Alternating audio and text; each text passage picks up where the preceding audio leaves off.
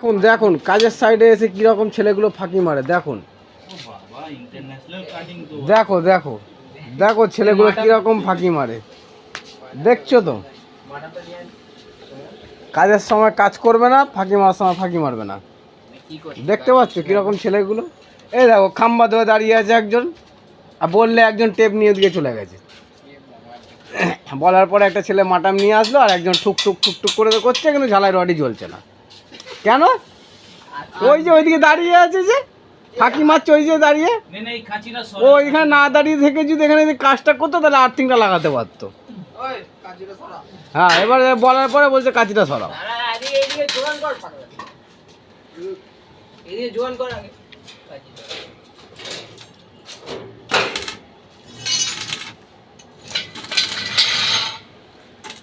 পাইপটা ছড়া দাঁড়িয়ে আছিস কেন? ওই পাইপ না, নিচের পাইপটা, নিচেরটা।